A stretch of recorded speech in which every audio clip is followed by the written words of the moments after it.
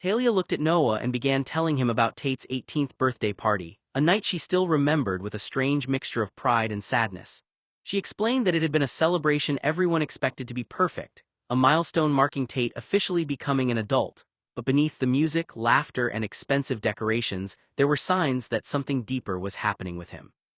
It was the first time she realized the boy she had raised was carrying secrets far heavier than anyone around him understood. Luckily, they were all 18 or older, Talia said in a relieved tone. A few guests were hookers. After midnight, I got a call from the receptionist saying that Tate had fallen out of the window during sex and luckily landed in a safe place, so he didn't break or sprain anything. I'm terrified my son will die and I'll get a call in the middle of the night telling me to come down to the morgue and sign a death certificate. I don't understand my son's hypersexuality.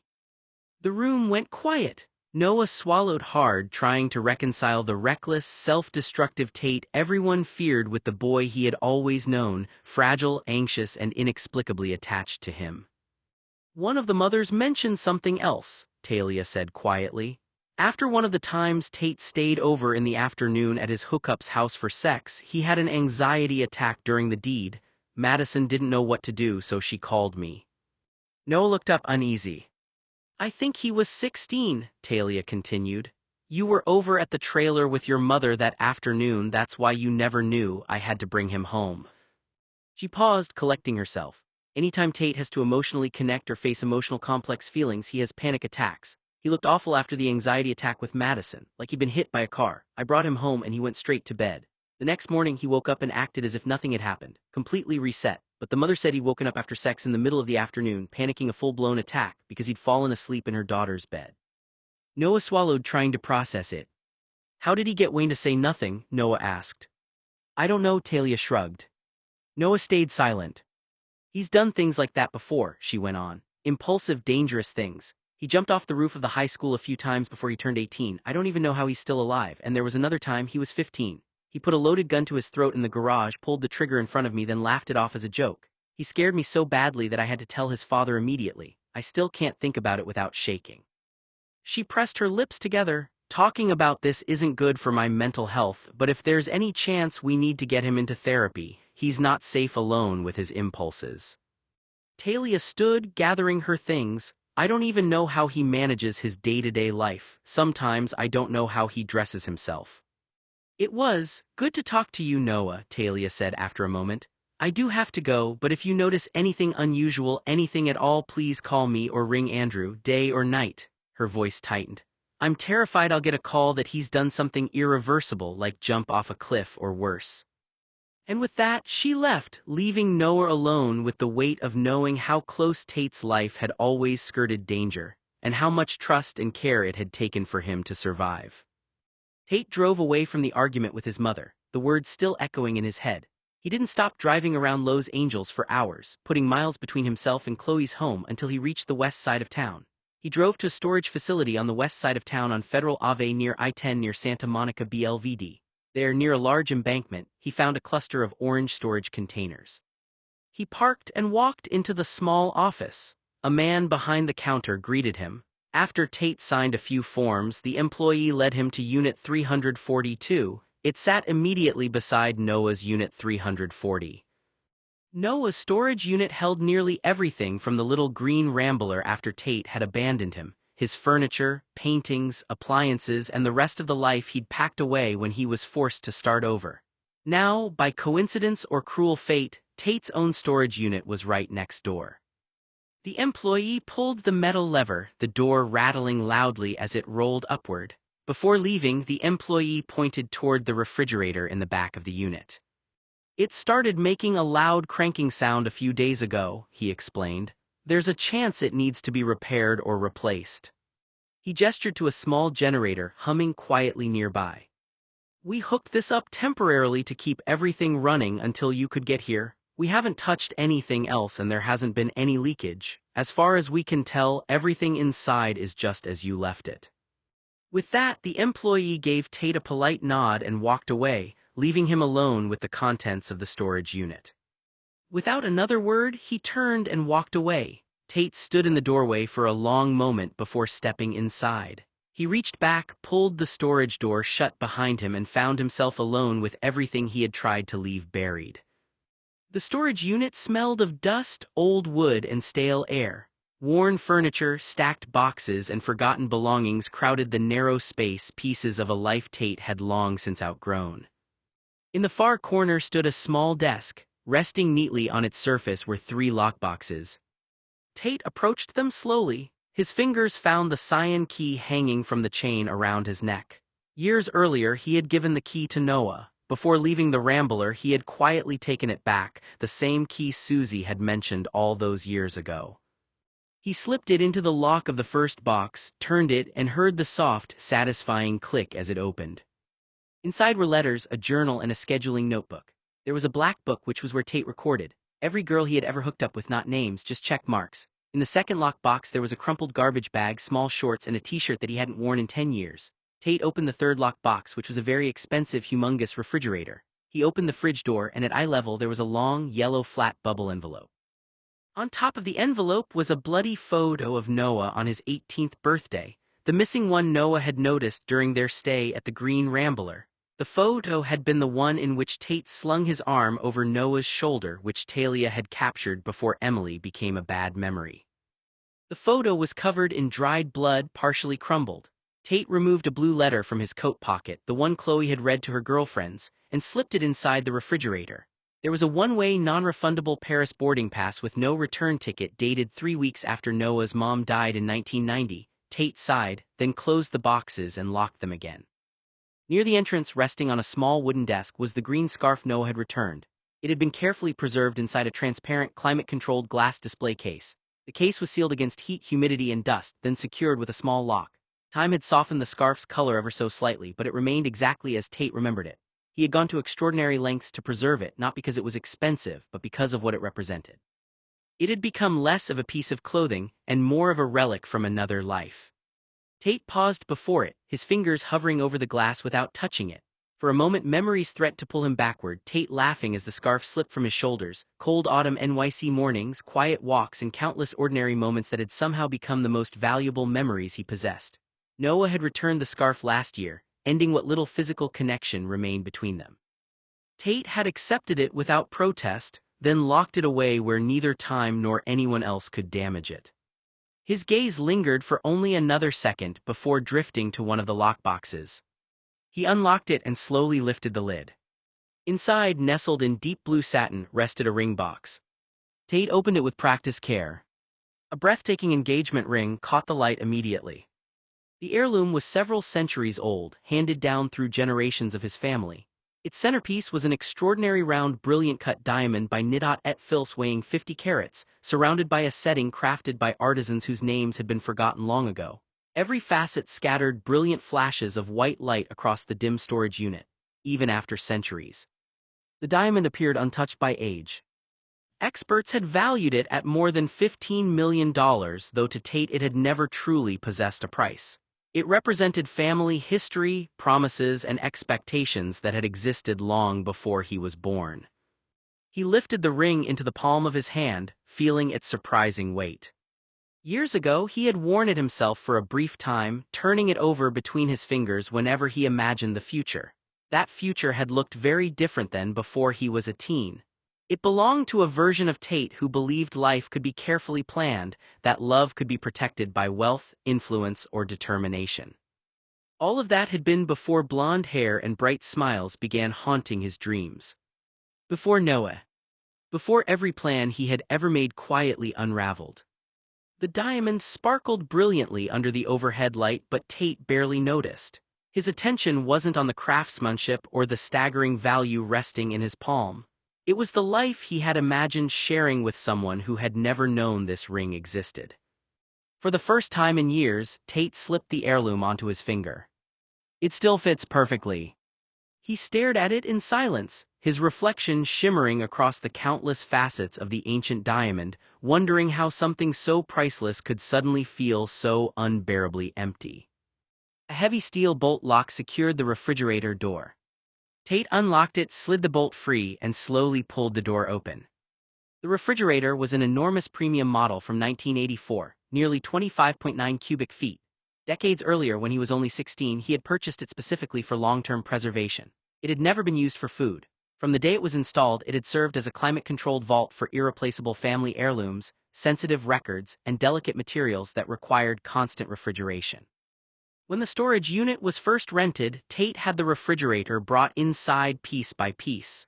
The doorway had been too narrow, forcing the movers to partially disassemble it before welding and reassembling components once it was in place. Since then, it had never left the unit. Now its age was finally catching up with it. The employee had been right. The compressor's loud cranking was a warning that the refrigerator was nearing the end of its life. Tate had already anticipated that day. Standing only a few feet away was its replacement, a modern commercial refrigerator nearly 3 times the capacity of the original. It had been delivered earlier that week and carefully maneuvered into the storage unit. All that remained was transferring the contents. He worked methodically. One by one, he removed every item from the aging refrigerator. Inside were neatly labeled paper envelopes and small coin envelopes, each sealed more than a decade earlier. There were laboratory beakers, narrow glass vials, specimen tubes, and rows upon rows of tiny experimental containers. Bottles containing specialized chemical reagents occupied one shelf, while another held carefully cataloged chemistry equipment preserved under refrigeration. Lower shelves contained biological specimens stored in sealed laboratory containers. Samples of blood and other bodily fluids rested in individually labeled tubes, each protected inside secondary containers to guard against contamination or accidental damage. There had to be nearly 300 separate specimens. Tate handled each one with extraordinary care. He never rushed. Every container was lifted with steady hands before being placed into the larger refrigerator in precisely the same order. The glass was decades old, and many of the samples represented work, records, or materials that could never be recreated if broken. A single slip onto the concrete floor would mean a permanent loss. When the final specimen had been transferred, Tate closed the door of the new refrigerator and plugged it into the temporary power supply the employee had installed. The compressor came to life with a smooth, quiet hum. Satisfied, Tate glanced back at the aging refrigerator that had faithfully protected its contents for decades. Its service was over. He would stop by the office before leaving and pay the employee a few $100s to arrange for its proper disposal. With the refrigerant still inside, it needed to be handled correctly, and Tate had no interest in hauling it away himself. His attention returned to the new refrigerator. Everything that mattered had survived the transfer. The refrigerator had never simply been placed inside the storage unit.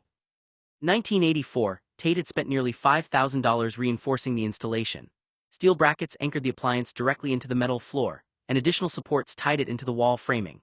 The work had been designed with worst-case scenarios in mind: earthquakes, severe impacts, even a vehicle crashing through the front of the storage facility. The refrigerator was not going anywhere. If everything else in the unit shifted, the vault-like appliance would remain standing.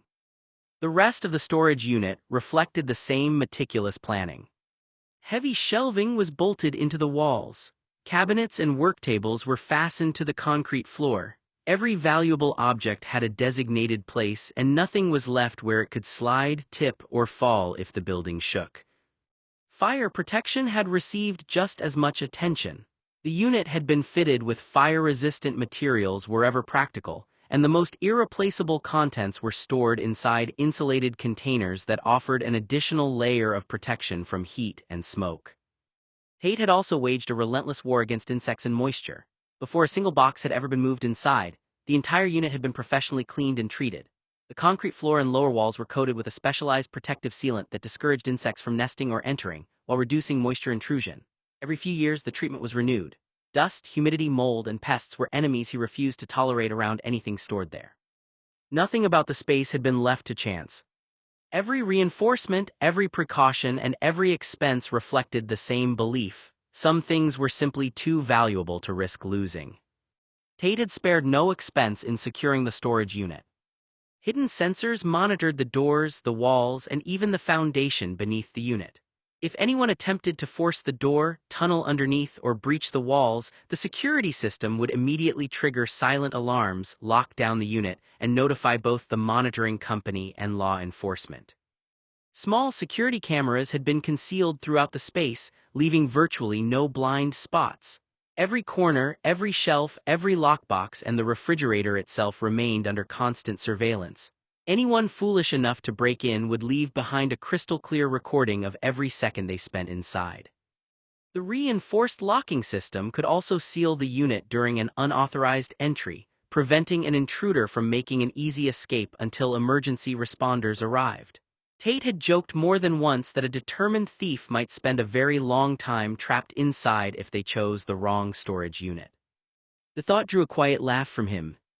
Every display case, lockbox, cabinet, and even the refrigerator had its own independent alarm circuit. Breaking a lock, cutting a cable, or attempting to pry open a container would trigger the security system instantly. Backup batteries ensured the system continued operating even if the facility lost power.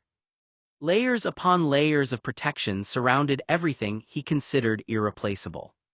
To anyone else, it might have seemed excessive.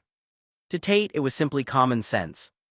There wasn't a single item in the unit that could be stolen quietly. Every precaution had been designed to buy time, preserve evidence, and ensure that anyone reckless enough to target the collection would almost certainly be identified before they ever reached the exit. The moment someone forced a lock or disturbed a protected object, warning buzzers echoed through the unit as alarms came alive. To an intruder, it would be immediately obvious they had triggered something they shouldn't have. Tate had once boasted that the system was capable of delivering up to 50,000 volts through its security circuitry. Whether or not the voltage figure impressed anyone, he liked to describe the sensation as grabbing a live wall socket with both hands. It was exactly the kind of exaggerated story he enjoyed telling whenever someone questioned why he had invested so heavily in protecting the contents of the unit. He smiled to himself. Most people would have considered the security excessive. Tate considered it insurance. The last item Tate removed from the old refrigerator was unlike anything else inside. He reached toward the back of the lowest shelf and carefully lifted out a single urn. It was solid 24-karat gold, its polished surface reflecting the refrigerator's cold white light in soft, muted glimmers. Despite its modest size, it was astonishingly heavy, the weight settling into both of Tate's hands. Delicate engravings wrapped around its sides, worn smooth in places by generations of careful handling, while the fitted lid rested so perfectly that it appeared almost seamless. Unlike the hundreds of labeled specimens, glass vials, envelopes, and laboratory containers, the urn bore no identifying label. It needed none. Tate cradled it with a level of care he hadn't shown anything else during the transfer. For several long moments, he simply stood there holding it. Then, with deliberate precision, he placed the gold urn onto the center shelf of the new refrigerator, making certain it rested perfectly level. After the gold urn had been secured and welded inside the new refrigerator, Tate stood quietly for a moment before reaching into the back corner of the old unit one final time. His hand emerged holding an oddly shaped glass vessel. The thick-walled container had been permanently sealed not yet 5 years ago. Suspended within the clear preserving solution was a human heart, perfectly intact despite the passage of time. The specimen had been prepared for long-term preservation using professional museum and medical techniques, allowing it to remain unchanged for decades. The color had faded to muted shades of brown and gray beneath the liquid, while the organ itself appeared frozen in time. Unlike everything else in the refrigerator, the heart had never been cataloged with the laboratory specimens. It occupied a place of its own. It was a memorial, a keepsake. A reminder of someone whose absence had shaped Tate's life more than any photograph or letter ever could. He supported the heavy glass container with both hands, unwilling to risk even the slightest slip. If it shattered against the concrete floor, there would be no replacing it, no repairing what had been lost. Carefully, he carried it to the new refrigerator and lowered it onto the reinforced center shelf beside the gold urn. He adjusted it until it rested perfectly level, then stood back to ensure nothing could shift. Only when he was satisfied did he close the refrigerator door. The quiet hum of the compressor resumed, preserving the last two objects Tate considered utterly irreplaceable. He paused for a moment, staring at the dusty container around him. Memories flickered, but he pushed them away. In the far corner of the storage unit, beneath a heavy canvas cover coated with years of dust, sat an old motion picture projector. It had remained untouched for so long that a thin layer of grime had settled over the fabric, softening its once distinct outline. Beside it stood several industrial shelving units filled with neatly stacked metal film canisters. Each reel had been carefully labeled, sealed against moisture, and arranged in meticulous order. Some were family recordings. Others contained old home movies, private footage, and films that had not seen the light of a projector in decades. Tate's eyes lingered on them for a moment. He couldn't remember the last time he had watched any of the reels. It had been years, perhaps since he was a child. Life had become too complicated, and the memories preserved on those strips of film belonged to a version of himself that felt increasingly distant. For a brief moment, he considered pulling one from the shelf. Instead, he looked away. Some memories were easier to preserve than to relive. After taking one final look around the storage unit, Tate made certain every lockbox was secured, every display case was locked, and the new refrigerator was sealed and humming steadily. Satisfied that everything was exactly where it belonged, he inserted the cyan key into the final lock, turned it until it clicked, and pocketed it once more. The storage unit fell silent. Its memories, secrets, and heirlooms were locked away again, waiting for another day. The storage unit wasn't registered under Tate's real name. That had been intentional from the beginning. He wanted every possible layer of anonymity between himself and the contents of the unit. If an employee became curious if records were stolen, or if a thief somehow gained access to the rental information, his legal identity wouldn't appear anywhere in the paperwork. Instead, the lease was held under a carefully constructed alias. Only the owner of the storage facility knew who Tate really was, and even that knowledge had been earned only after years of trust, strict confidentiality agreements, and substantial payments. The owner understood that discretion was not merely a courtesy, it was a condition of doing business. The facility itself was built around privacy. Photographs were prohibited anywhere on the property. Security cameras monitored entrances and common areas for safety, but customers were forbidden from taking pictures or recording video inside the storage buildings. Employees were trained to mind their own business, avoid discussing renters, and never reveal who leased a particular unit. That was exactly why Tate had chosen the place. As far as anyone else knew, the storage unit belonged to an ordinary customer. No one would have guessed that one of the wealthiest men in Los Angeles kept some of his most valuable possessions hidden behind an anonymous steel door in an unremarkable storage facility. The confidentiality worked both ways. Just as no one there knew Tate's identity, he had never known that Noah also rented a unit at the same facility. The management protected every tenant's privacy equally, never revealing who occupied neighboring units. It was only by chance that their units sat side by side, each holding pieces of lives the other knew almost nothing about. Tate had first rented the storage unit in 1984, when he was only 16 years old. There was one problem. California law prohibited a minor from renting a storage unit or signing a long-term lease. So Tate found another way. He quietly stole, if he was being honest, Uncle Joey's driver's license. The plan only worked because the two of them looked almost identical. Tate had inherited nearly every one of Joey's features. The same jawline, the same eyes, the same nose. Even strangers occasionally mistook one for the other. The only meaningful difference was that Joey was 10 years older, and the extra decade had given him a slightly more mature face and a little more wear around the eyes. The rest could be manufactured.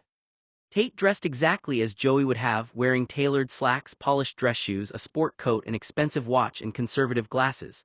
He styled his hair to match Joey's, used subtle makeup to add definition and make himself appear older, and adopted Joey's confident posture and mannerisms.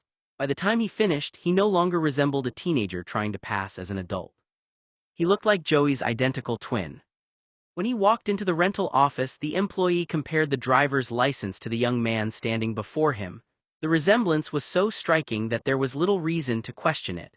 The photograph matched, the physical features matched, the age printed on the license seemed believable given the mature clothing and confident demeanor.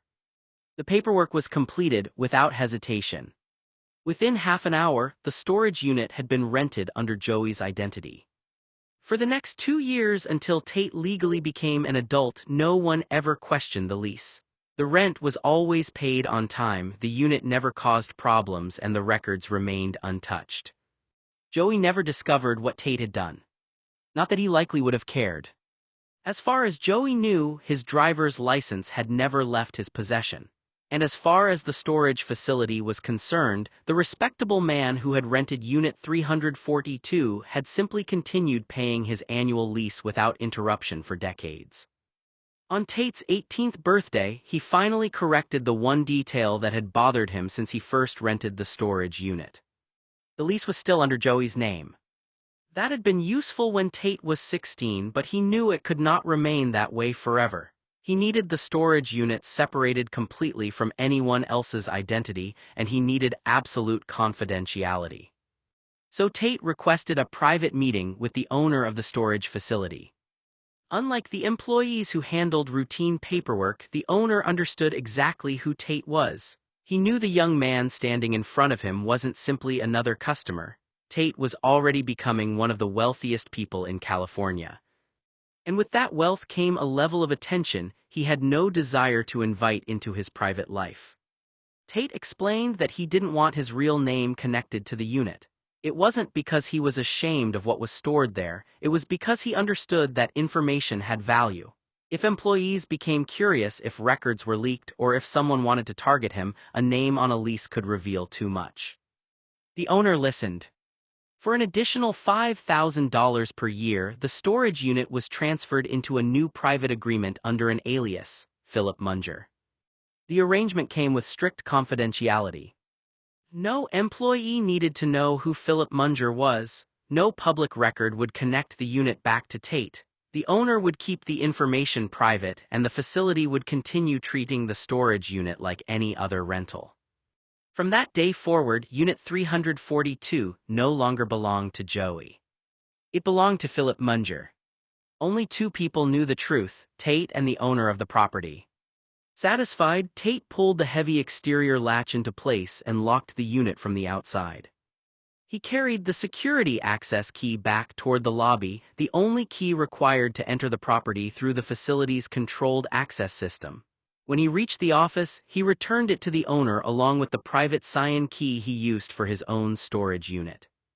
The arrangement had always been built around privacy. Tate only visited the facility on one specific day each month, and that day was scheduled with the owner in advance. The owner was the only person present during those visits. No employees were on site, no other renters were around, and no one had the opportunity to recognize Tate or ask questions. That level of secrecy was intentional. Tate had spent years protecting not only the contents of the unit, but also the simple fact that he was the person behind it. After exchanging a few final words with the owner, Tate walked back outside to the parking area. Waiting nearby was his red pickup truck, a 1965 Chevrolet C10 Fleetside C1434, a classic piece of American craftsmanship that had remained in the family for decades. The old Chevrolet carried its own history, much like everything else Tate kept protected. The worn details, familiar shape, and unmistakable presence reminded him of another era, one that seemed increasingly distant. Tate climbed into the driver's seat, started the engine, and listened as the truck came to life. Then he pulled away from the facility and headed home.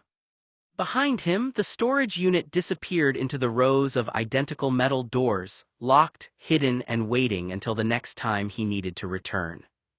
Crosstown, Noah thought about what Talia had said concerning Tate and realized with a sinking feeling that he hadn't a clue who his friend really was. He didn't understand anything, and he was starting to notice that whatever they had shared for years, was it a mirage? Was he just a beard? Something convenient, something easy, kept longer than he should have been? He didn't know, and he didn't know how to ask anyone, not even Tate. Noah began spending more time with Riley, and their relationship slowly grew into something comfortable and genuine. They went on more dates together, meeting for meals, talking for hours, and sometimes going to the theater bowl for a night out. They found simple ways to enjoy each other's company, creating moments filled with laughter and a sense of ease that both of them had been missing. For a while, Noah allowed himself to enjoy the happiness of something uncomplicated. Riley and Noah's intimacy grew naturally. Dates turned into dinners, dinners into late-night walks into stolen hours in Riley's apartment where whispered confessions mixed with laughter and kisses. Noah had sex with Riley that night for the first time instead of staying with Tate, who waited patiently at the Rambler all night, and he honestly didn't care what Tate thought about it because he wasn't going to tell him. Noah realized that sex with Riley wasn't just physical, it was an extension of emotional connection. Riley was attuned to his moods, knew when to press, when to hold, when to step back. and Noah, for the first time in years, didn't have to guard his feelings. Meanwhile, Riley started to fall in love fully. He thought about Noah in quiet moments, laughing at some minor inconvenience, telling a story about his childhood, even while he got lost in the streets of Los Angeles or Paris. He found himself craving Noah's presence and, more than that, craving the stability Noah represented. Noah noticed the shift in Riley's eyes, too. The way he lingered a little longer during a hug, the warmth that stayed in his voice after they parted, the subtle insistence on being near him. Noah, who had once been fiercely guarded, allowed himself to lean into Riley's affection, to feel it, and slowly, almost imperceptibly, he realized he wanted more than just companionship. One night in January of 1996, after a quiet dinner, Riley leaned against him on the balcony. "I think I'm falling for you," he whispered. Noah's hand found Riley's, holding it tight. Finally, he thought, heart clenching, finally someone I can trust, someone I want to trust. He didn't say the words yet, not aloud, but his fingers tightened, his forehead resting against Riley's temple. He let himself feel it, the pull of love, the hope of stability, the chance at a life unburdened by the ghosts of the past. And while he still carried Tate in his memory, the ache lessened with each shared smile, each shared moment with Riley. Love, Noah realized, could be learned again, and Riley was teaching him slowly how to feel it without fear. Noah sipped his coffee, staring out the large window of Riley's apartment at the city waking up. Riley had already left to run errands, but a small sticky note on the counter reminded him. "Picked up your favorite bagels, don't forget the cream cheese, see you tonight." Noah smiled softly. It was the little things that had slowly built this life around Riley, small gestures, thoughtful, deliberate, nothing dramatic, nothing that burned as Tate had. No fights, no chaotic bursts of emotion, just quiet acts that spoke louder than any words. "This is different," Noah thought, tracing the rim of his mug. With Tate it was passion, overpowering, chaotic. It consumed me and I loved it. But it hurt too, it always hurt. "Riley, this is steady, safe, and I want it. I want this kind of love." Later that afternoon, Riley returned with bags of groceries, humming softly. "I grabbed some extra snacks," he said, setting them on the counter. "And don't tell me you didn't eat the chocolate croissants I left for you yesterday." Noah shook his head, laughing. "You're spoiling me." "I'm not spoiling you," Riley said, tilting his head, eyes glinting. "I'm just showing you I care. You're my priority, Noah." Noah felt a warmth spread through his chest. Priority, that word, it carries weight. Tate told me I was his priority, but he never gave me his heart in the way I deserved. Not really. Tate gave intensity, fire, love that burned bright and scorched everything in its path. But Riley gives me a life I can live in, a love I can breathe in without fear. When Riley wasn't working full-time on his entertainment PR career, he filled his time with the things that made him happiest. He had a wide range of hobbies and interests, from dancing and exploring art galleries to studying history and visiting natural history museums. He loved learning about the past, discovering new exhibits, and spending entire afternoons surrounded by things that sparked his curiosity. Riley also loved going to the racetrack. He wasn't a gambler and had no interest in betting on races. What fascinated him was everything surrounding the sport: the sound of the engines, the smell of burning rubber and fuel, the craftsmanship of the cars, and the incredible skill of the drivers pushing machines to their limits. Noah quickly learned that the racetrack was one of Riley's favorite places to visit. For Riley's birthday, a few days before the celebration, Noah surprised him with something he knew would mean far more than a typical gift: a detailed replica of one of the most famous race cars in history. It was a piece that combined Riley's love of engineering, racing, and history into something he could appreciate every day. The moment Riley saw it, Noah knew he had chosen the perfect gift. Noah had also purchased a custom transparent glass display case for Riley, knowing the gift deserved more than to simply sit in a corner. Riley placed it in his spare room, the one he had transformed into a personal gallery for his favorite memorabilia and prized collector's items. The room was filled with carefully preserved pieces from his interests, art, history, and unique items he had collected throughout his life. The glass case allowed the replica race car to become the centerpiece of the room. Every detail could be seen clearly, from the craftsmanship of the bodywork to the small touches that made it resemble the legendary vehicle that inspired it. Riley loved being able to look at it whenever he walked into the room. To anyone else, it might have been just a beautiful collectible, but to Riley, it represented everything he loved about racing: the history, the design, and the feeling of being close to something extraordinary. Noah had chosen the gift because he understood that Riley didn't value things simply because they were expensive. He valued the stories behind them. Noah and Riley's story had begun in a way neither of them expected. They met in June of 1994 while on a gay cruise. At the time, neither of them was looking for a serious relationship. It was supposed to be simple, two people enjoying themselves, no promises, no expectations. By July, their connection had turned into something casual. They became friends with benefits, spending time together without defining what they were. For 6 months, they kept things light, enjoying each other's company while both of them avoided putting a label on it. But somewhere along the way, things changed. Riley began to realize that what he felt for Noah wasn't just attraction or familiarity. He cared about him. He wanted more than occasional nights together and unspoken rules. In January of 1995, Riley finally asked Noah if they could become an actual couple. Noah said yes. Their relationship had grown slowly, built on friendship before commitment, which made their first anniversary feel especially meaningful. It was also shortly after the time period when Tate had married Chloe, a moment that had created its own complicated emotions and changes in everyone's lives. Tonight marked 1 year since Riley had asked Noah to be his boyfriend. Riley wanted to celebrate, not because it was a grand milestone by the world's standards, but because he knew exactly how far they had come.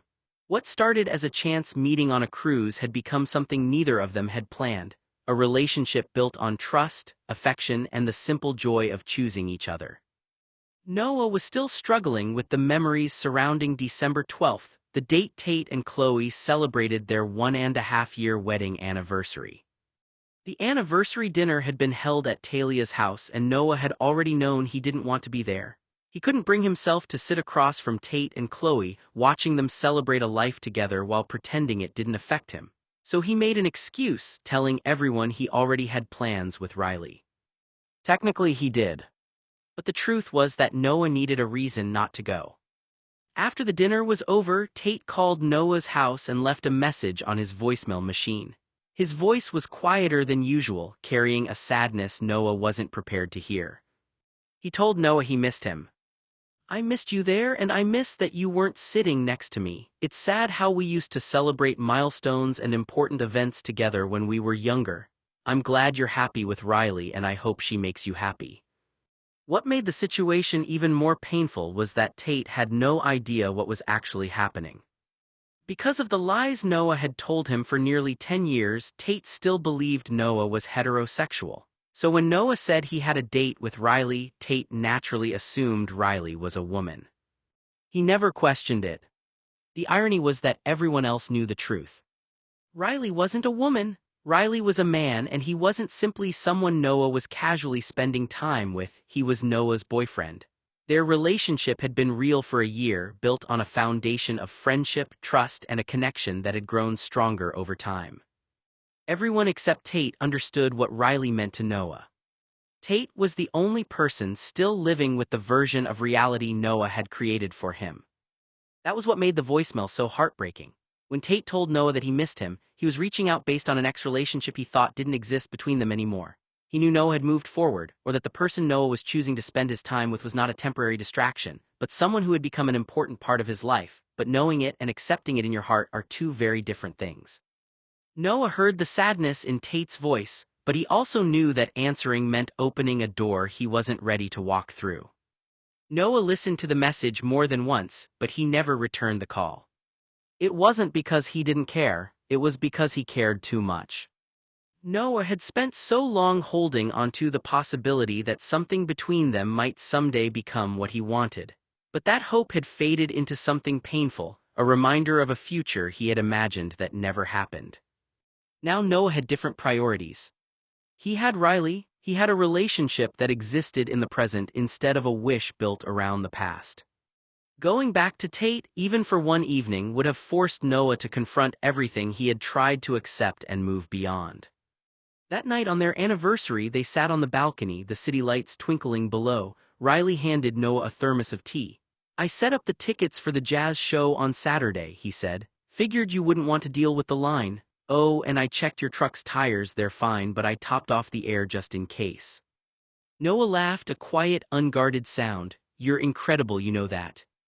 Riley shrugged, leaning against him. I just want you to feel safe, not just protected physically. I want you to feel like I've got your back emotionally, too. You don't have to worry about a thing.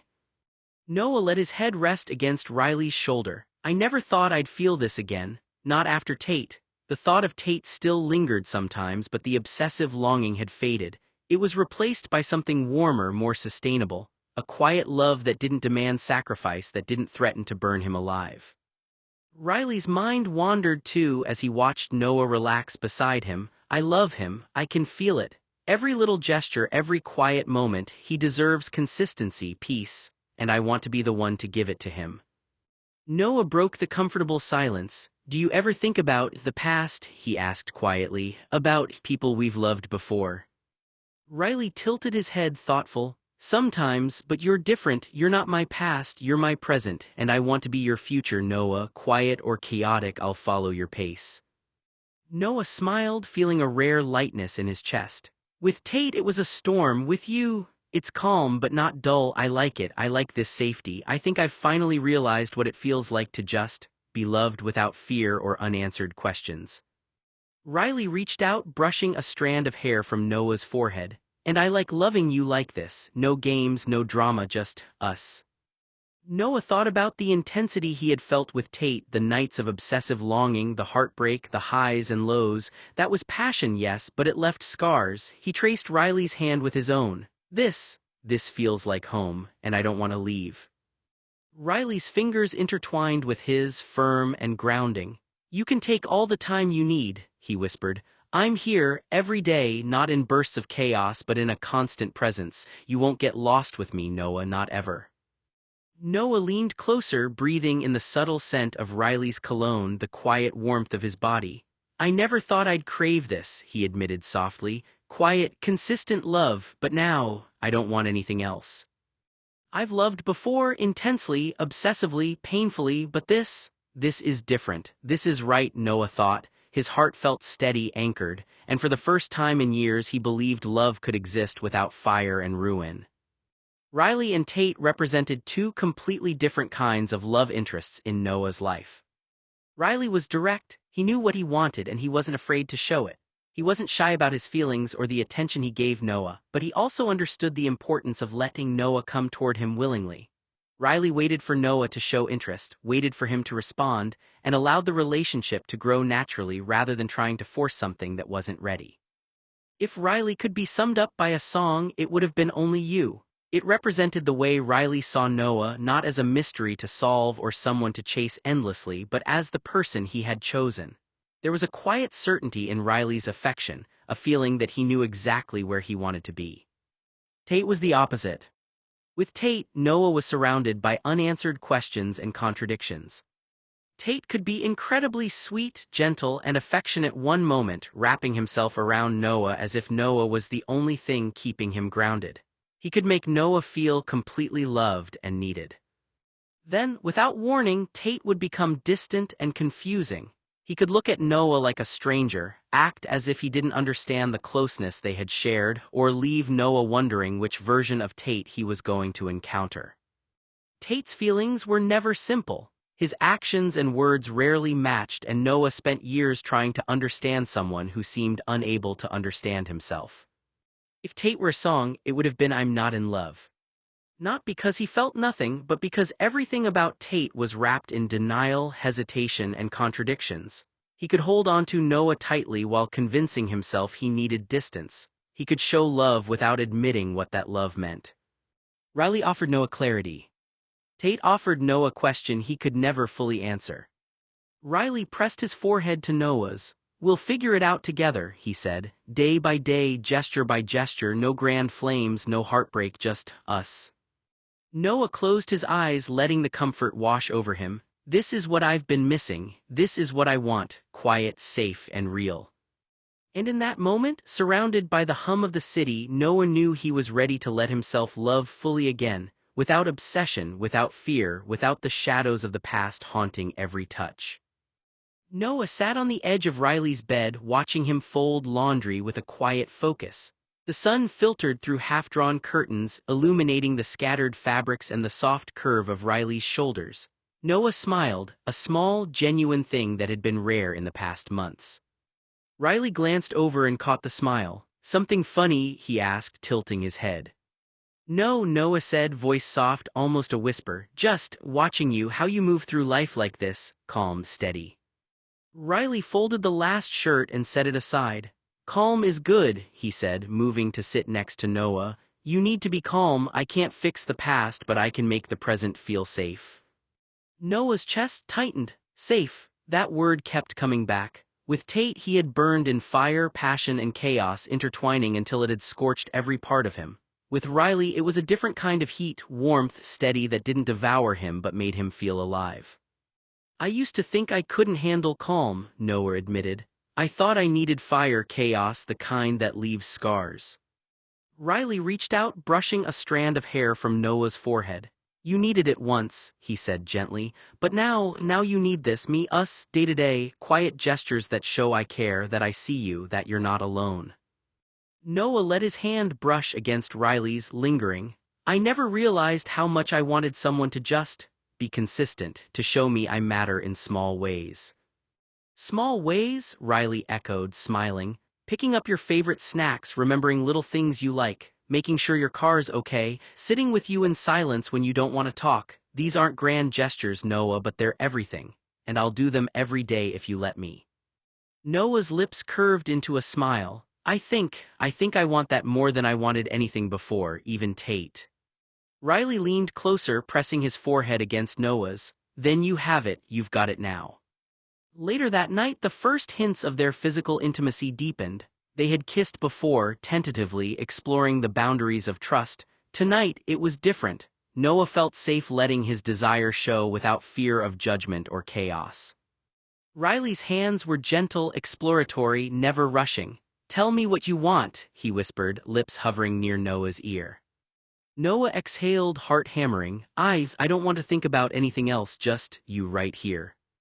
And Riley gave it to him, slowly, carefully. Every touch was measured, considerate, and designed to build trust as much as pleasure. Noah realized he had never felt like this before, not with Tate. The fire had always consumed him, leaving embers behind, sometimes painful, sometimes addictive. With Riley it was different, warmth, slow-burning, constant, reaffirming his worth and his capacity to trust. Noah found himself relaxing in ways he never had before. He didn't obsess over Tate anymore. When a memory arose, he acknowledged it briefly, then let it pass. Riley's quiet, steady presence created a space where longing for the past couldn't dominate. "I can be happy," Noah realized one evening, sprawled on Riley's couch as Riley played a quiet tune on the guitar. Not chaotic, not destructive, just happy. Riley noticed the pause in Noah's thoughts. "You're quiet," he said, plucking a soft chord. "No," Noah laughed softly. "I'm just thinking about how nice this is, how safe it feels to be with someone who doesn't want to burn me alive, just hold me and make life lighter." Riley grinned. That's the goal. Noah and Riley were moving into a new stage of their relationship. For the first time, there was a sense that things were becoming more than just comfort, friendship, and familiarity. They were slowly crossing into something more intimate, something neither of them had rushed, but both of them seemed ready to explore. Across town, Tate had no idea. He was still caught up in his own world. Earlier that evening, he had gotten into an argument with Chloe over a date he had been planning for her. Tate had put thought into it, arranged everything, and expected them to spend the night together. But Chloe told him she would rather go out with her girlfriends. Tate took it personally. He felt rejected, frustrated, and more alone than he wanted to admit. Instead of staying home, he decided to go see Noah. That was what Tate always did. When things went wrong, when he felt unwanted or unsettled, he went to the one person who had always been there. Noah. Tate went over to the Rambler, expecting the usual. He expected Noah to be home. He expected the familiar routine. Maybe they would talk. Maybe they would watch something. Maybe Tate would end up staying the night as he had so many times before. But Noah never came home. Tate waited. Tate was experiencing what it felt like when someone was physically gone from your life. But Noah had known a different kind of absence for years. Since he was 15, Noah had experienced what it felt like when someone was emotionally absent while still standing right in front of him. That was the difference between them. Tate could feel the pain of losing someone's presence, but Noah had spent years feeling the pain of never truly having it. To Noah, Tate had been like so many people who came from wealth and privilege, someone who believed he could leave, return whenever he wanted, and find the other person exactly where he had left them.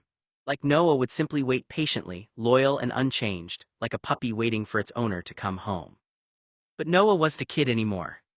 He had finally understood something painful. Every moment you spend waiting for someone is a moment you never get back. Those moments become days, the days become months, the months become years, and one day you look around and realize decades have passed while you were holding onto a hope that was never going to become reality.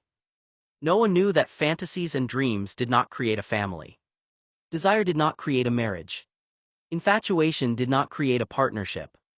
If life could be built entirely on promises, possibilities, and waiting for someone to finally admit how they felt, Noah would have had the most perfect life imaginable. But that wasn't how the world worked. You couldn't build a home out of uncertainty. You couldn't celebrate anniversaries with someone who was never truly there. You couldn't raise a family with someone who kept choosing distance over commitment. Noah didn't need someone to love him in secret. He needed someone who chose him openly. The hardest realization was that Noah had spent years wondering if Tate loved him when the answer had always been reflected in Tate's actions. Tate had never truly chosen him. Tate had never allowed himself to want him in the way Noah needed. Tate had become comfortable. Comfortable with Noah's loyalty, comfortable with Noah's affection, comfortable knowing Noah would always be there. But comfort was not love. And when Noah finally stopped waiting, he realized Riley was the person who had actually shown up. Riley was there. Riley listened, Riley chose him, Riley made space for him in his life. Because the truth Noah had been avoiding for years was simple. Tate had never emotionally arrived. Noah had always known the truth, even when he didn't want to admit it. Tate had been a pipe dream. Tate had never given Noah his heart. And as painful as that realization was, Noah also understood something else. It was probably a blessing that Tate had never loved him back. Because if Tate had finally admitted his feelings years earlier, only to leave afterward or retreat when things became real, it would have destroyed Noah completely. The uncertainty had hurt, but false hope would have hurt even more. At least Tate had never deliberately promised him something he couldn't give. The only hope Noah had ever held onto came from his own imagination, the possibilities, the fantasies, and the future he had created in his mind. He had filled in the empty spaces with what he wanted Tate to be rather than accepting what Tate had actually shown him. And eventually, Noah realized something even more important. He had never truly been in love with Tate. He had been in love with the idea of Tate. It had been a crush, an intense, painful, unrequited crush that had grown larger because it had never been spoken aloud. That was why it survived for 10 years. It existed in silence. If Noah had told Tate when he was 8 years old or even years later, the feelings would have either faded naturally or been immediately rejected. The fantasy would have ended because reality would have taken its place. Instead, Noah kept the feelings hidden, and the unanswered question allowed them to grow. It wasn't that the feelings lasted because they were destined. They lasted because they were never tested. The moment Noah finally looked at Tate's actions instead of the version of Tate he had created in his mind, everything became clearer. Someone who truly loved Noah would never have treated him the way Tate had. They wouldn't have made him feel invisible, they wouldn't have kept him guessing, they wouldn't have accepted his devotion while refusing to offer their own. Love was not something someone hid from you for years. Love was something someone showed you. And Noah finally understood that what he had been mourning wasn't a lost relationship. It was a dream that had never existed outside of his own heart. And even if Tate was waiting across town, Noah realized it wouldn't have changed anything. They could have been standing in the same room, only a few feet apart, and Noah still would have felt like they were millions of miles away. The distance between them had never been measured in miles.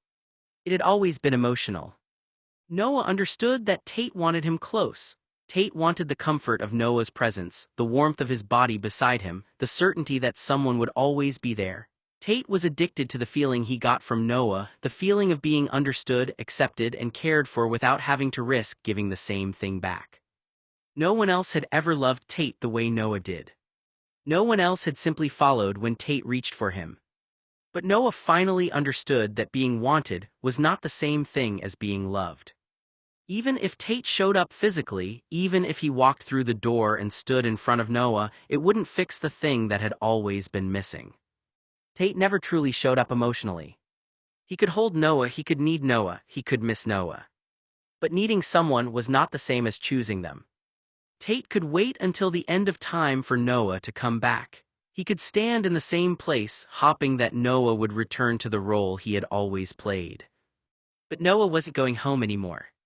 He had spent too many years waiting for someone who was never fully there. This time, Noah was choosing the person who had chosen him. At first, Tate assumed Noah was running late. Then he assumed something had come up. Eventually, exhaustion won. He fell asleep on Noah's couch. The next morning, Tate woke up around 9. For a few seconds, he was confused. The sunlight coming through the windows felt unfamiliar. The house was quiet. Too quiet. He sat up slowly, looking around the room. And that was when something strange settled over him. Noah wasn't there. Not because he was at the gym. Not because he was working on a project. Not because he had simply woken up early. Noah wasn't there because, for the first time in Tate's memory, Noah had somewhere else to be. Someone else to be with. Tate sat there on the couch, unaware that while he was still holding onto the old version of their relationship, Noah had already started building something new. Tate didn't realize that Noah had found somebody else. 1 month passed. Noah and Tate's sexual intimacy grew with trust, never rushed, always patient. Noah learned to vocalize desires without shame, and Riley respected every boundary and subtle signal. Emotional intimacy is intertwined with physical, each gesture reinforces the other. This is what love can feel like when it's consistent, Noah thought as he lay beside Riley one rainy afternoon. It doesn't have to destroy me, it doesn't have to burn me, it just exists and it's enough. Riley stroked his hair gently, pressing a kiss to his temple. I love you, he whispered. Noah exhaled, letting the words settle. I love you too, quietly but completely. For the first time in years, Noah realized that love didn't have to be dramatic to be true. It didn't have to hurt to be intense. With Riley, it was steady, real, life-affirming, and he never wanted to go back. And for tonight, that was enough. Tate Blue felt abandoned. The irony was that abandonment was exactly what Tate Blue had done to Noah a year and a half earlier, before Tate Blue married Chloe. But Tate Blue wasn't used to being the one left waiting. Tate Blue wasn't used to someone making a choice that didn't include him. He wasn't used to reaching out and not being immediately welcomed back. The feeling was unfamiliar, and instead of understanding it, Tate Blue resented it. Who did that blonde rascal think he was? How dare he keep Tate Blue waiting? How dare he allow Tate Blue to sleep alone, cold, lonely, and by himself? The thoughts burned through Tate Blue as he lay on his back on Noah's mattress, staring at the ceiling of a room that suddenly felt much colder than it ever had before. For years, Tate Blue had assumed Noah would always be there. Tate Blue believed that no matter how far away he wandered, no matter how much time passed, he could return and find Noah exactly where he had left him. But now the silence felt different. Now Noah wasn't waiting. Tate Blue's jealousy surged before he could stop it. His hands tightened, his knuckles cracking as he tried to understand an emotion he rarely experienced. Someone else had Noah's attention. Someone else had Noah's time.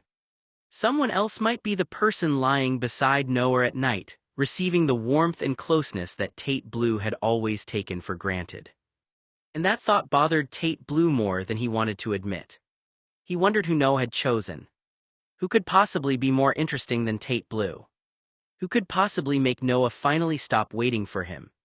Tate Blue refused to believe anyone could take Noah away from him. In Tate Blue's mind, Noah was still his little truck, the nickname he had carried for years, a symbol of the bond Tate believed belonged only to them. Anyone who dared to enter what Tate considered his territory would be, in his mind, crossing a line they had no right to cross. Tate Blue had invested years in Noah. Time, attention, emotional energy, countless moments of guidance, protection, and shared experiences.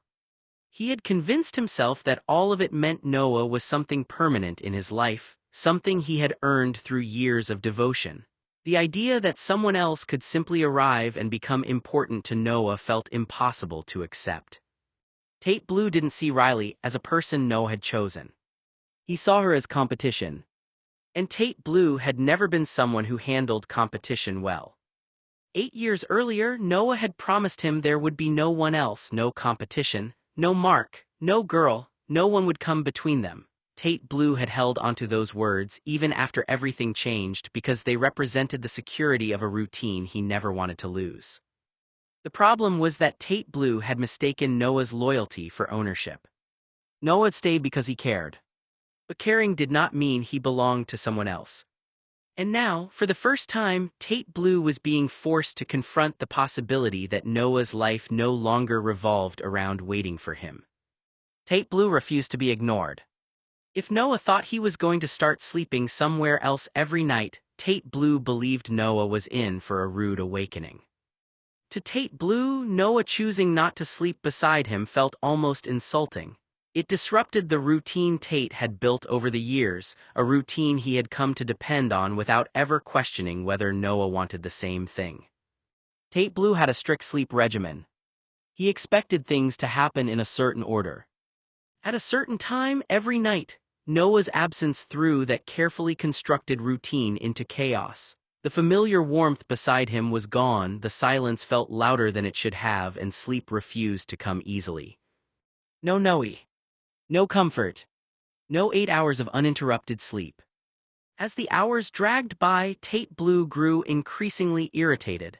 In his mind, Noah's decision wasn't just inconvenient, it was selfish. Noah had disrupted the rhythm Tate Blue had relied on for years, and Tate couldn't understand why Noah wasn't where he was supposed to be. Lying awake in the darkness, Tate Blue became convinced that sooner or later Noah would come back. After all, in Tate Blue's mind, that was how things were supposed to work. The following evening, Tate Blue walked up the steps to the little green rambler as though nothing had changed. He reached into his wallet, pulled out a credit card, and slid it into the gap beside the front door, intending to slip the latch the way he had done countless times before. The card wouldn't budge. It jammed almost immediately. Tate Blue frowned and looked closer. His stomach sank. There were 4 brand-new deadbolts running down the edge of the door. He stared at them for a long moment before pressing the doorbell. While he waited, his eyes wandered to the front window. A handwritten sign had been taped neatly to the glass. No Jesus. No bigots. No conformity. No solicitation. No uninvited neighbors. No uninvited political agents. Trespassers will be shot. No fooling. No Tate fucking Blue. Anyone else walking past the rambler probably would have burst out laughing. Tate Blue didn't. His eye twitched. Noah hadn't merely expected him to come over. He had made a sign specifically for him. Tate Blue stood frozen on the porch, wondering if he should be offended or impressed by the level of preparation. The 27-year-old hazel-eyed man-child scowled at the sign. His jaw tightened. "This is ridiculous," Tate Blue muttered under his breath. He pressed the buzzer again. A pleasant automated voice crackled through the intercom. "Thank you for stopping by Noah's house. If you have not been invited, please leave. You are now being recorded by a camera." A second later, the automated message cut out. Noah's real voice came over the speaker. "Off my property, Tate, I can see you." Tate Blue instinctively looked around, trying to spot the camera. Nothing. Then another speaker somewhere near the porch crackled to life. "Seriously, stop looking for the camera. You're making this funnier than it already is." Tate Blue glared at the front door, realizing Noah had anticipated every move before he'd even made it. "Stop playing hard to get," Tate Blue called, nudging the front door with his elbow before giving the handle another tug. It didn't move. He scowled up at the porch, then back at the sign taped inside the window. Noah's voice came calmly through the intercom. You haven't been invited, and you're Tate Blue, those are two of my rules. A brief pause. Don't make me get my guns. Oh, shut up, Tate Blue shot back. Open the door, I'm an expert at opening doors and I've got all night. He grabbed the handle and gave it another determined pull. The intercom immediately interrupted him with the same cheerful automated recording. Thank you for visiting Noah's house. You are on camera. All footage being recorded will be provided to the sheriff's office. Please leave the property while the owner calls 911. The message ended with a soft electronic chime. Tate Blue rolled his eyes. That's dramatic. From somewhere inside the house, Noah answered without missing a beat. No, Tate, it's called a boundary. Tate Blue frowned at the locked door. He wasn't used to doors or Noah staying shut in his face. Tate Blue huffed and walked around the side of the Rambler toward the backyard. If the front door won't cooperate, he muttered, the back door will. He reached the back porch, grabbed the handle and gave it a firm pull. Locked. The moment the handle moved, a hidden speaker crackled to life. You are on camera. Tate Blue froze. The same overly cheerful automated voice continued. You have already been asked politely to leave the property. You are currently trespassing, which is illegal in the state of California. Please leave immediately. There was a brief pause before the recording was added, with infuriating politeness. Have a wonderful evening. Tate Blue stared at the speaker. It was, without question, the most passive-aggressive, condescending automated voice he had ever heard. Someone had clearly enjoyed recording it. He narrowed his eyes. Noah, he muttered. From somewhere inside the house, Noah's muffled laughter carried through the open kitchen window. That only irritated Tate Blue even more. Refusing to give up, Tate Blue walked to one of the ground floor windows. More than once before Noah had moved into the Rambler full-time, Tate had tapped on that very window when Noah forgot to unlock the front door. Noah would laugh, slide the window open and let him inside. Those days were clearly over. Tate tried the window. It didn't budge. Locked. Almost instantly, another hidden speaker crackled to life. You are now on camera. All footage captured will be provided to the sheriff's office and may be used as evidence in a court of law. You are trespassing. Please vacate the property as soon as possible. The recording ended with another cheerful electronic chime. Tate Blue scowled. You're unbelievable, he muttered. All Tate Blue wanted was 8 hours of uninterrupted, comfortable sleep. Instead, Noe was being stubborn, controlling, and unnecessarily difficult. From Tate Blue's point of view, the solution was simple. Noah should unlock the door, let him in, and everything could go back to normal. The fact that Noah clearly disagreed only deepened Tate Blue's frustration. Tate Blue had barely stepped back from the window when someone grabbed him from behind. Before he could react, an officer had him pinned against the side of the Rambler. Don't fight it. Cold steel handcuffs clicked around Tate Blue's wrists. What the hell? Tate protested as he was turned around and escorted toward a waiting sheriff's cruiser. One of the deputies looked at him. Sir, are you aware you're trespassing on private property? Trespassing, Tate Blue scoffed. I know the owner. The owner called us, the deputy replied evenly. He reported that you're refusing to leave after being repeatedly told to get off the property. Tate Blue looked toward the house in disbelief. No. The deputy opened the rear door of the patrol car. Have a seat. With little choice, Tate Blue ducked inside. The door slammed shut behind him with a heavy metallic thud. From the back seat, he watched one deputy walk up to the front porch while the other remained in the driver's seat, casually eating a tuna sandwich as though this were the most routine call of the evening. Tate Blue bounced his knee impatiently.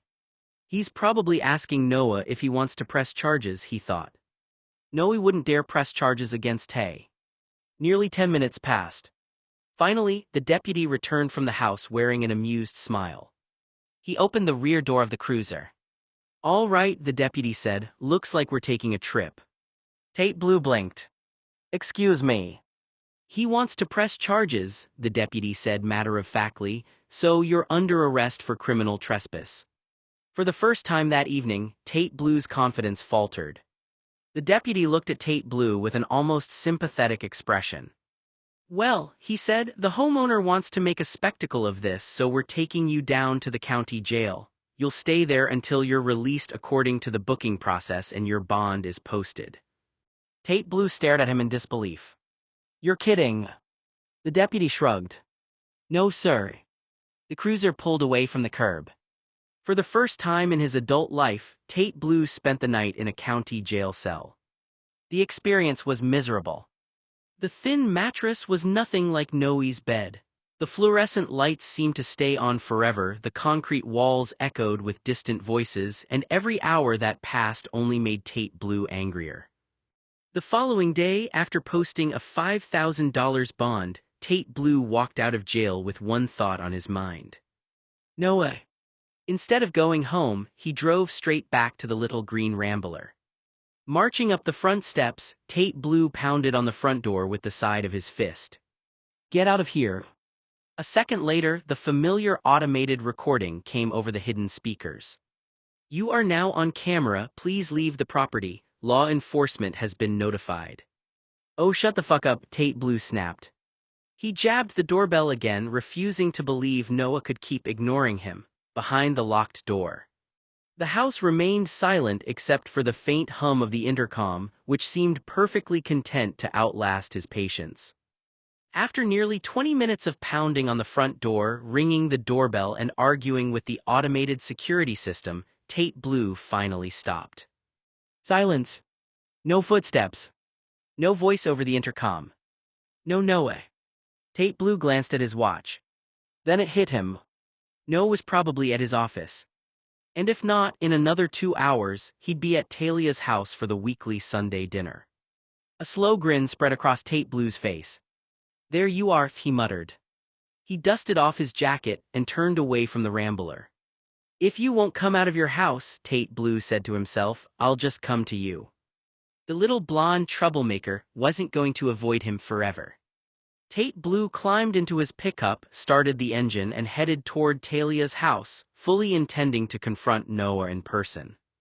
One way or another, they were going to have a conversation. Tate Blue arrived at Talia's house 15 minutes early for Sunday dinner. That alone was enough to make everyone pause. Since returning from Brown University, Tate Blue had developed a reputation for arriving exactly 10 minutes late to nearly everything. It had become so predictable that the family usually waited for him before serving dinner. Seeing him early was almost unsettling. Talia looked up from the stove, where she was stirring a pot of pasta sauce, and blinked. "Tate," she asked, "are you feeling all right?" Tate Blue frowned. "What do you mean? You've never been early." "I got here when I got here." Talia smiled to herself but didn't argue. Something was clearly bothering him. Dinner was scheduled for 7 o'clock. 7 came and went. Noah still hadn't arrived. At exactly 7:45 p.m. the front door opened. "Sorry I'm late," Noah called as he walked inside. "I had to go home first." Talia looked over from the kitchen. "Everything okay?" Noah nodded, setting down his keys.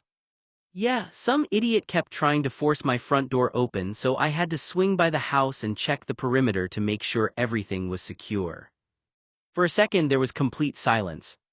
Then Talia burst into laughter. She laughed so hard she nearly dropped the wooden spoon into the pasta sauce simmering on the stove. She had to grab the edge of the counter just to steady herself. Across the room, Tate Blue sat perfectly still. His jaw clenched.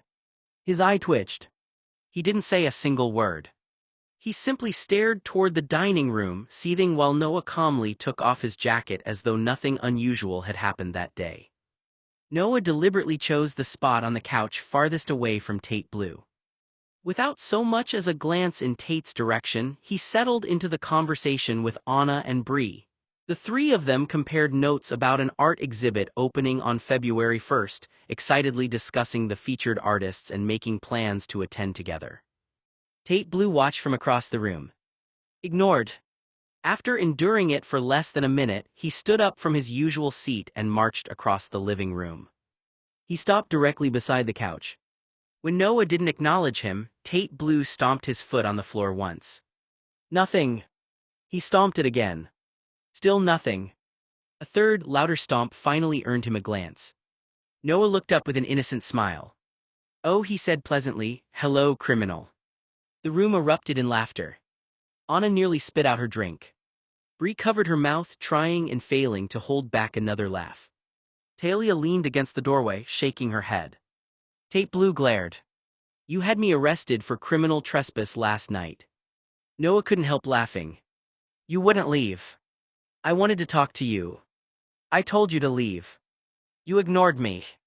"I asked you nicely," Noah replied. "Then my security system asked you nicely, then the sheriff asked you nicely." More laughter echoed through the room. Noah folded his arms. Apparently, Pepe Le Pew doesn't understand English. That earned the biggest laugh of all. Tate Blue stood there looking deeply offended, while everyone else seemed to find the entire ordeal far funnier than he did. Tate Blue stomped his foot 2 more times. Noah ignored him. Instead, Bree looked over at Noah with a mischievous grin. "So," she teased, "how was your date with Riley? Have you two finally done the deed yet?" A knowing smile spread across Noah's face. "I invited Riley over to my house last night." He paused for dramatic effect before continuing.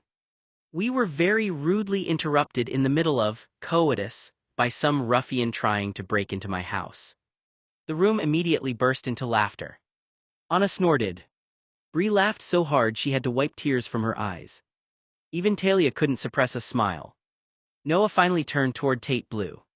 "Somebody," he said, raising his voice just enough for everyone to hear, "still doesn't understand boundaries." He let the words hang in the air. "Even after I've been trying to teach them for 8 years. The laughter started all over again. Tate Blue stood silently, his jaw tightening as every eye in the room drifted toward him. He suddenly realized Noah wasn't embarrassed by what had happened the night before. He was making sure everyone else knew about it too. "So," Noah said, finally looking directly at Tate Blue, "how was jail?" Tate Blue glared. "Fuck you." Noah smiled. "That's no way to talk to the man who can ask the prosecutor to consider dropping the charges." The room immediately went quiet. "I'll make you a deal," Noah continued. "You write me a sincere apology, promise you'll never again try to force your way into my house, and stop treating my front door like it's an obstacle course." He folded his arms. "I might be persuaded to ask for a little mercy." Tate Blue's hazel eyes narrowed until they practically shimmered with frustration. He said nothing. Anna, however, burst out laughing. "Oh, I wish I'd been there," she said between giggles. "I would have given anything to see those lovely little bracelets being snapped onto Tate's wrists." Bree started laughing harder. Anna wasn't finished. "And then watching him get loaded into the paddy wagon on his way to the hoosegow." Talia nearly choked on her drink. Even Noah couldn't keep a straight face anymore. Tate Blue looked around the room in complete disbelief. "You people are unbelievable." No replied with a grin. "We're law-abiding." "I actually recorded the footage," Noah said casually, "so if anyone ever wants to see it, I'm charging $20 admission." Tate Blue scowled. The rest of the family laughed. Dinner continued, though Tate Blue barely touched his food. He spent most of the evening glaring at Noah while Noah carried on conversations with everyone else as though nothing unusual had happened.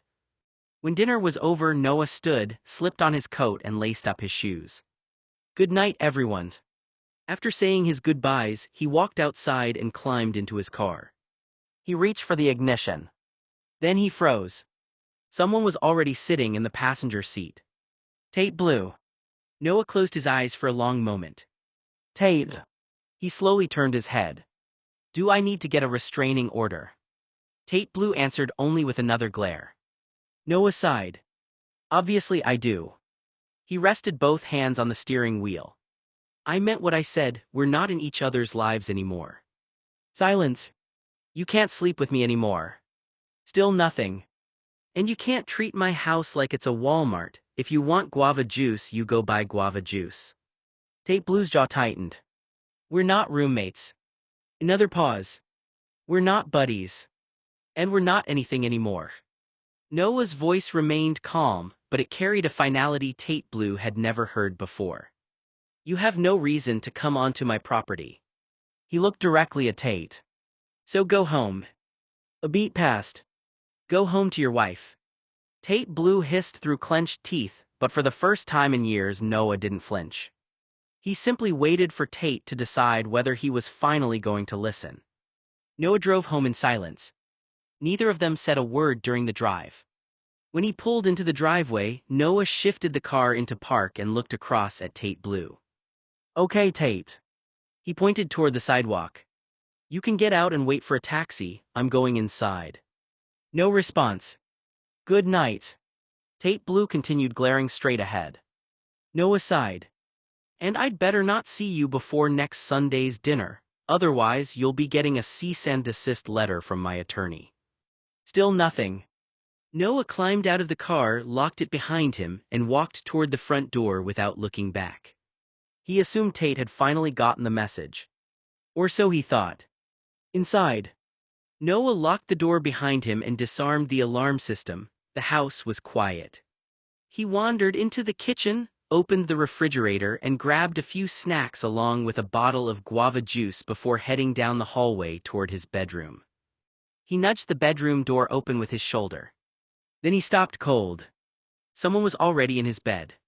Tate Blue lay on top of the comforter as though he belonged there, hands folded behind his head, looking entirely too comfortable.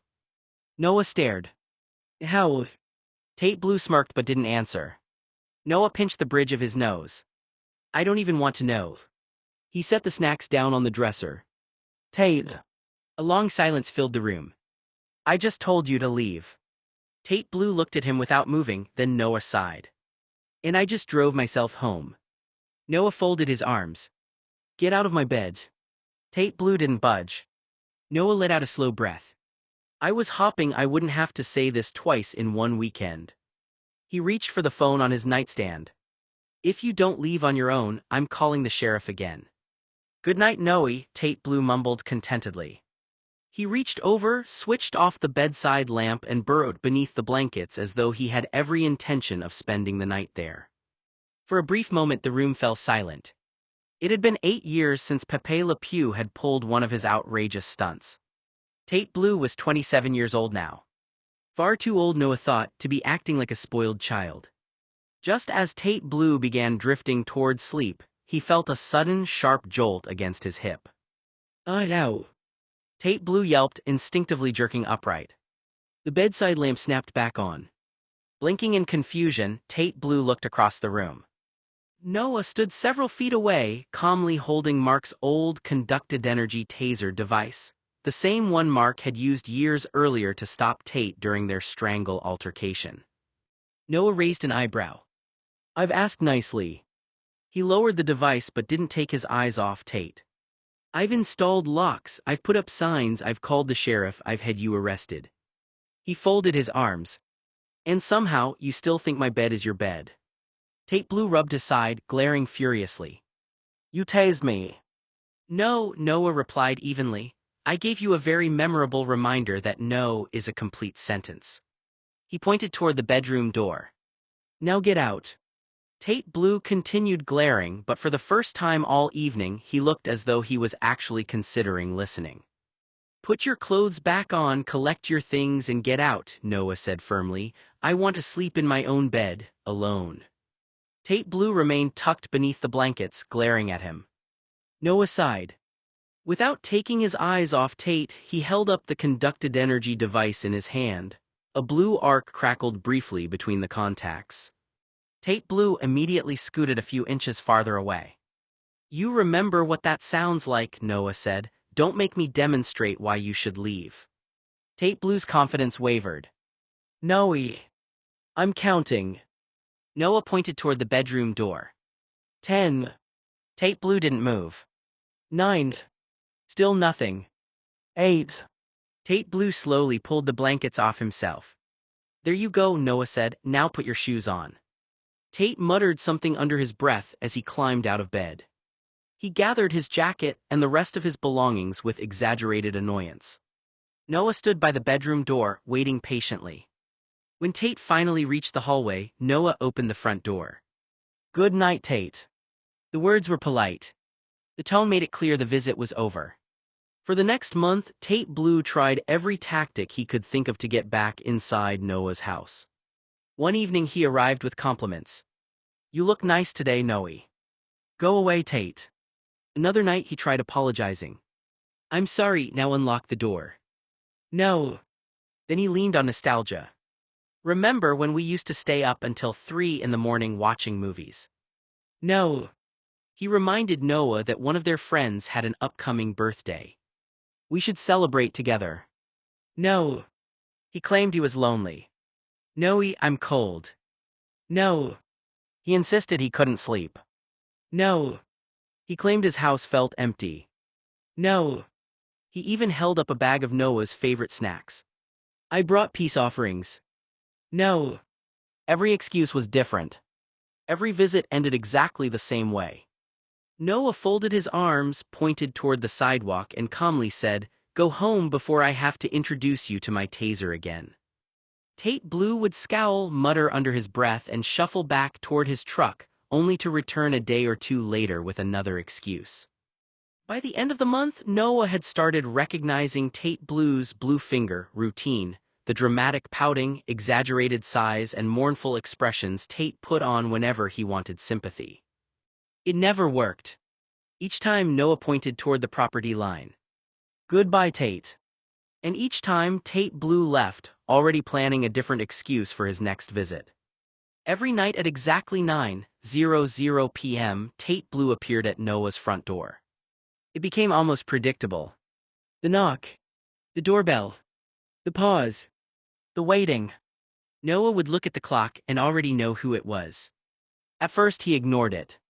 Then Tate started ringing the doorbell repeatedly. Finally, Noah decided he had reached his limit. He modified the doorbell with a little magician's buzzer prank device, not enough to do any real harm but enough to make Tate think twice about pressing it. The next evening, right on schedule, Tate Blue walked up the front steps and pressed the button. A tiny buzz. Tate jumped back. He stared at the doorbell. No response. He pressed it again. Another buzz. Tate narrowed his hazel eyes at the door. Very funny. The third time he pressed it, the surprise made him immediately pull his hand away. That was it. Tate Blue had decided he was done with the doorbell. If Noah wanted to play games, Tate would simply use the traditional method.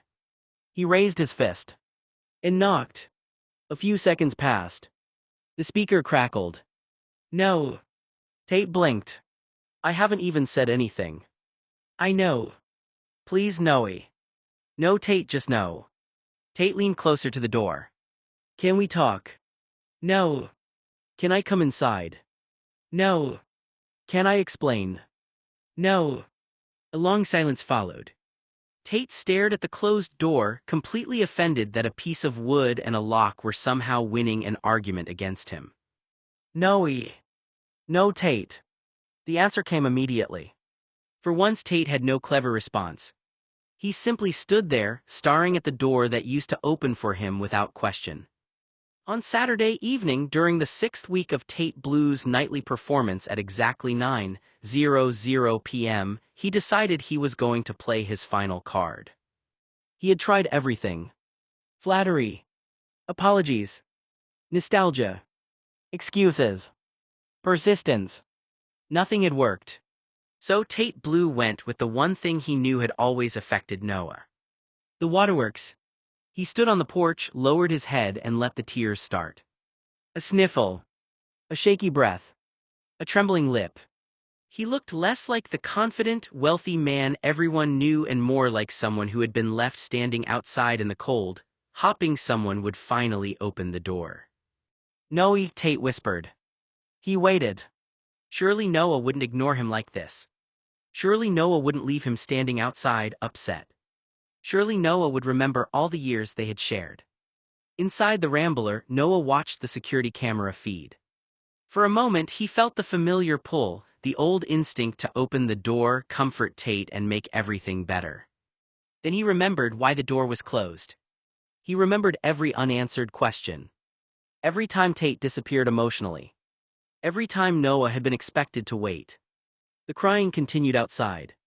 Tate's lip trembled as he looked toward the camera. No, please. The silence from inside felt different this time. Because Noah wasn't ignoring him. He was choosing himself.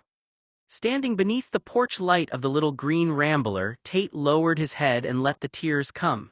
His breathing became uneven, his shoulders shook slightly, and his voice softened into something fragile. Noe. He sniffed. Please. Tate looked toward the front door, waiting for the familiar sound of the lock turning. For years, Noah had been the person who came running whenever Tate was hurting. Noah had been the person who noticed every small change in his mood, every hesitation, every moment when Tate needed someone. Tate believed that person was still there. He stepped closer to the door. No, I'm sorry. His voice cracked. I know you're angry, but you can't just leave me out here. He reached for the doorknob. The same doorknob he used to turn without thinking. The same door that once opened for him before he even knocked. His fingers wrapped around the handle, and he pulled gently. Locked. Tate's expression changed. Not anger this time. Confusion. The door didn't move. He tried again slower. Noe. Inside the rambler, Noah watched through the security camera. He saw Tate standing there. He saw the tears. He saw the trembling hands wrapped around the doorknob. And for a brief moment, the old Noah, the Noah who had spent years putting Tate first, felt the urge to open the door. His hand even moved toward the lock. Then he stopped. Because Noah finally understood something he had spent years avoiding.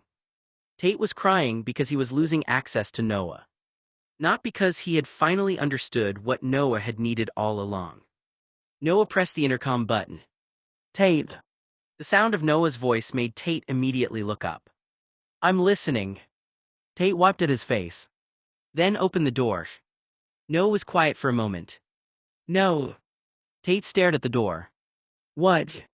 No. The answer was calm, not angry.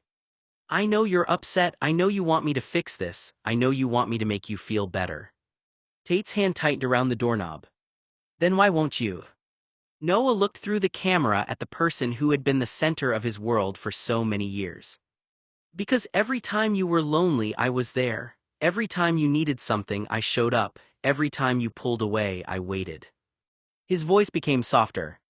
But I spent 8 years waiting for you to emotionally show up. Tate didn't respond. Noah continued.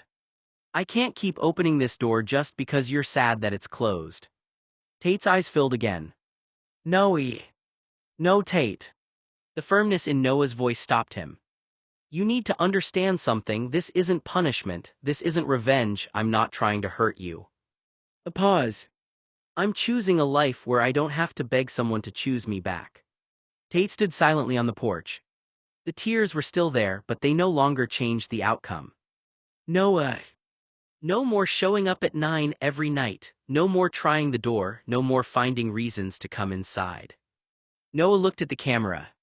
If you want to talk to me, you can talk to me at Sunday dinner, you can be respectful, we're through. A pause. But you don't get to walk back into my life whenever you miss the comfort of having me there. Tate slowly let go of the doorknob. For once he had no argument. No joke. No excuse. No clever response.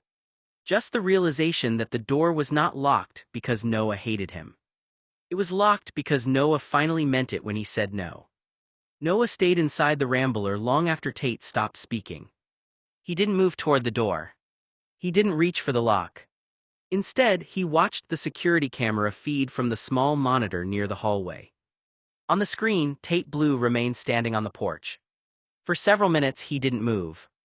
The confidence, the frustration, the determination, all of it seemed to fade as he stared at the closed door. He wiped at his face, sniffled quietly, and looked down at the ground.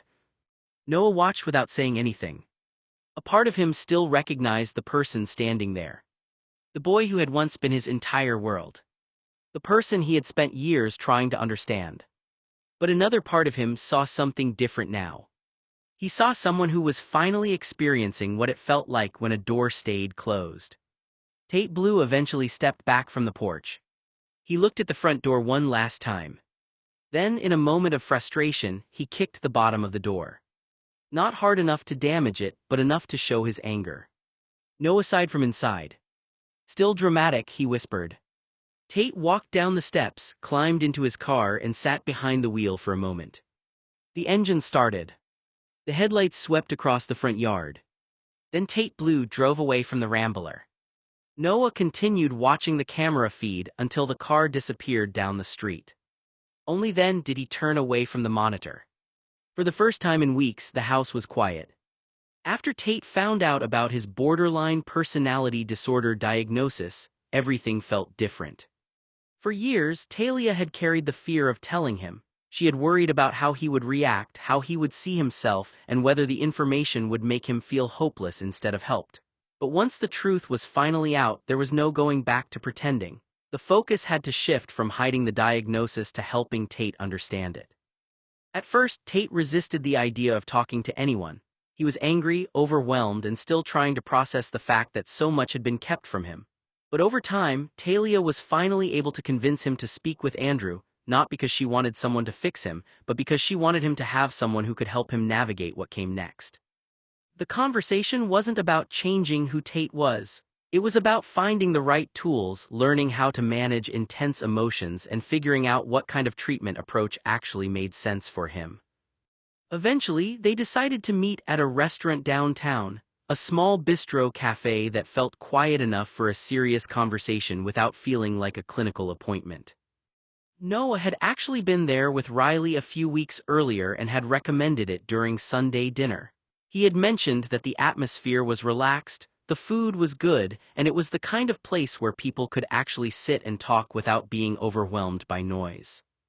Talia remembered that recommendation when she and Tate were discussing where to meet Andrew. Before the day arrived, Talia made sure to speak with Andrew privately. She wanted them both to be prepared. She didn't want the conversation to become an argument about the past or turn into Tate feeling attacked or judged. They talked about what topics were important, what boundaries needed to be respected, and how to approach Tate in a way that made him feel heard. Talia was very clear with Andrew. This cannot be about telling him what's wrong with him, she said. He has spent enough time believing something is wrong with him. She wanted Tate to understand that the diagnosis was an explanation, not a definition. The goal was not to take control of Tate's life, it was to give him control back. When the day finally came, Talia hoped this would be the first real step toward Tate understanding himself, not as someone broken, but as someone who finally had the information and support he needed. Talia put on one of her nicer dresses for the evening. She wanted to approach the meeting with the right mindset, not as a confrontation, but as an important step forward for Tate. She had made a reservation at the bistro, choosing the little restaurant carefully. It was a lovely place, warm and quiet, with a comfortable atmosphere that felt more personal than formal. She thought it would be easier for Tate to open up somewhere that didn't feel like a doctor's office or a therapy room. Talia arrived about 10 minutes before Tate was supposed to meet them. She liked having a few moments to settle in, speak with the staff, and make sure everything was ready before he arrived. As she sat there waiting, she found herself looking toward the entrance. Then she smiled slightly to herself. Tate was almost always late. Not dramatically late, usually just enough that everyone else had already arrived and was waiting for him. Tonight was no different. Talia checked the time and sighed quietly. Tate, she whispered to herself. She had wondered about it for years. Was it intentional? Did he like knowing people were waiting for him? Was it a way of maintaining control over a situation before he even entered the room? Sometimes she questioned whether it came from a need to be the center of attention, a power move, or simply a habit he had developed over time. But she also knew Tate was complicated. Not everything he did was calculated. Some behaviors came from insecurity, fear, or a need to feel in control when he felt vulnerable. Still, she couldn't help noticing the pattern. Talia looked around the restaurant, then back toward the door. She just hoped he would walk through that door ready to have the conversation. Talia arrived at the bistro 10 minutes before Tate was supposed to meet them. She had taken extra time getting ready, choosing one of her nicer dresses because she wanted the evening to feel important without making it feel like an appointment or an intervention. The restaurant was already busy when she walked in. The small tables were filled with conversations, the sound of silverware against plates, and the soft hum of people enjoying their evening. It was exactly the kind of place Noah had described when he recommended it during Sunday dinner. Talia ordered a cosmopolitan, her favorite cocktail, and settled into her seat while she waited. Andrew arrived shortly afterward, greeting her before taking his seat across from her. Unlike Talia, who was carrying years of fear and emotion into the conversation, Andrew came prepared with a more practical approach. He had brought several flyers and information packets with him. They were resources for Tate, different treatment options, therapy programs, and specialists. "You really think these could help him?" she asked. Andrew nodded. "I think the right person could make a difference," he said. Andrew had done his research. He knew several highly respected and reliable mental health professionals in the downtown area, including therapists who had experience working with borderline personality disorder and emotional regulation. "He needs someone who understands him," Andrew explained, "not someone who just sees the diagnosis." Talia appreciated that. As they waited, Talia occasionally glanced toward the entrance. She knew Tate would arrive late. She almost expected it at this point. Still, she hoped tonight would be different. This wasn't just another conversation. This was the first time Tate would be choosing what happened next, and hopefully the young rich man would find a path that led to a better life.